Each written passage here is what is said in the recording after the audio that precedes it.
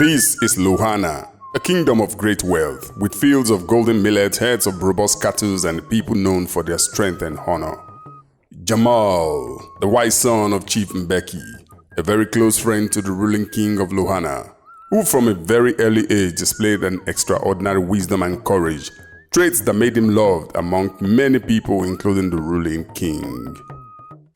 When children his age are playing with local toys, Jamal is seen seated among elders, engaging in discourses far beyond his tender years. He would often venture into villages, listening to stories of the elders and learning the secrets of the land. This remarkable gift of Jamal quickly caught the attention of the great King Sakumba. Recognizing in Jamal the qualities of a formidable warrior, the king warmly welcomed him into the royal court. This relationship Jamal shares with the king was more than just an adopted son. That Jamal no longer addresses the king as Your Majesty, he calls him Papa. Jamal possesses the gift of a commanding baritone that palace maidens greet him often just to hear him answer in that majestic baritone voice. In the royal quarters dwelt Princess Ulana, whose unparalleled beauty seemed to echo through the walls of the palace. Her ebony skin and statuesque grace were legendary. Her hair naturally woven into braids so lengthy they envelop her. Her father, the king, adores her deeply and would grant any wish she had, just to see her smile. As the rightful heir to the throne, Ulana has been meticulously groomed for leadership from a very young age. Years went by. The atmosphere in the kingdom of Lohana, once filled with vibrant expectation, joy, and hope, began to shift as Princess Ulana's sight started to fade slowly. As Princess Ulana's vision faded, a shadow fell over the once vibrant kingdom of Lohana. The people who had reveled in her radiance found themselves grappling with a growing unease. Festivities that once filled the air with music and laughter grew muted, reflecting the deep concerns for their beloved princess. Rumors swirled and whispers filled the halls of the palace, as healers from distant lands were summoned in hopes of restoring what was being lost. With each passing day, the kingdom waited, holding its breath for a miracle, while the once clear-eyed princess navigated a world in increasing darkness. As the days passed without improvement in Princess Ulana's sight, King Sakumba III grew increasingly worried. He watched with heavy heart as his beloved daughter and heir to the throne withdrew into the dark recesses of her chambers. King Sakumba urgently needed an heir, as the tradition of the land forbade the blind from ruling. His concerns deepened as he sought to uncover the true cause of his daughter's sudden loss of sight. But every effort to find a solution proved fruitless. Jamal, on the other hand, consistently has his share of the worries as he also tries to uncover the mystery. Soon enough, Jamal's adventure brought him constantly to the king. This closeness sprouts side talks in the palace. Maids and guard whispers among themselves, "Do you know the king is going to make Jamal his heir?" Others said, "I think the boy has brought a curse upon the princess. That would be a very welcoming idea, see that he is very wise. He will make a great king." The news of Jamal's closeness to the king soon got into the ears of the king's brother, Prince Wekesa, who harbored a deep jealousy. He desired the throne for himself and saw Jamal as an obstacle to his ambition. Chief Mbeki, Jamal's father, almost as worried as the king, sought to unravel the cause of this dark age that has befallen his once vibrant friend and king, King Sakumba. His constant presence in the palace worries Prince Wekesa, especially him being the father of Jamal, the wisest youth in Lohana Kingdom. If I have to be king one day,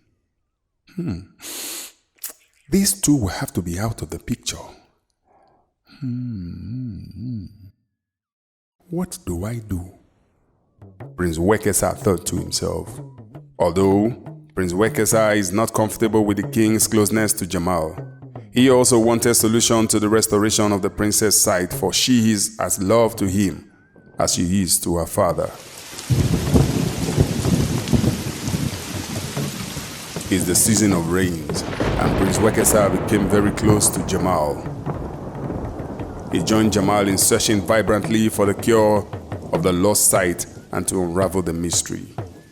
Prince Wekesa told his brother, King Sakumba, how that the princess is so isolated and would not want to hear anyone inside her chamber.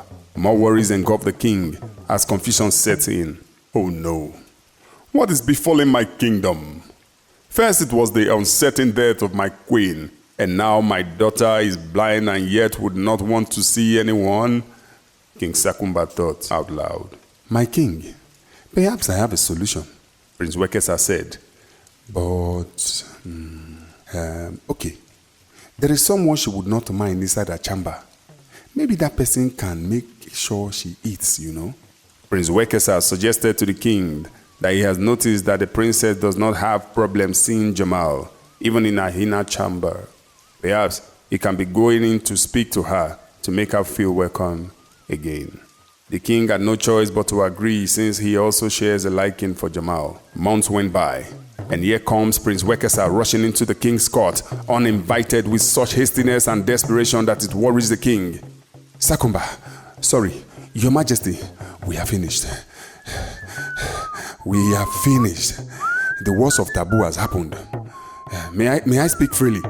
His hastiness mixed with desperation sends the king speechless, that he could not grant him to speak by words but wove his hands. Words have it everywhere. That Princess Sulana. Princess Sulana.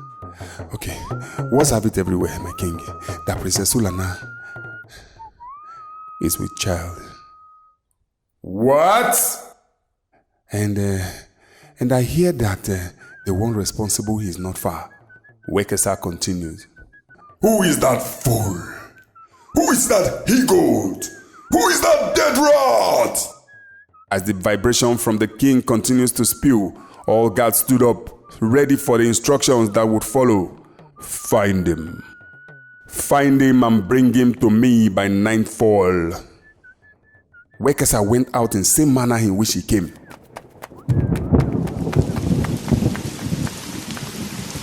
The king could not sit nor stand, kept fuming.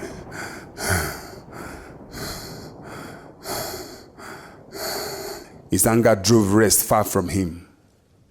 He continued to fume all day long. It's nightfall, and the king's court entrance burst open. With 24 heavily armed guards with sword, knives, bow, and arrow, flew in with a great chained young man being dragged on the floor with blood all over. From a distance, the king beheld the scene, quickly steals a sword from one of the guards. In anger and fury, he rushes to the young man who lay helpless on the palace floor with intention to finish him off. His Majesty radiates the kind of anger that has never been witnessed before. He clears the crowded guards, raised up the sword as though he was going to kill a fearsome beast. His face depicts that of a hungry mother bear. Inches away from the sword to pierce into the very innermost organ of the young man. A cry mixed with pain and agony is heard from the young man as he takes his last breath.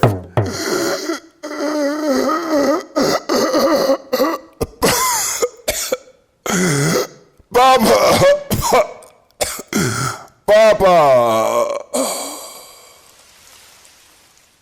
Even in the midst of pain and agony, that majestic baritone voice sank into the king's ears that he could quickly recognize who that is. The king froze as he finds that the chained young man and the person he would have killed just a second ago is Jamal.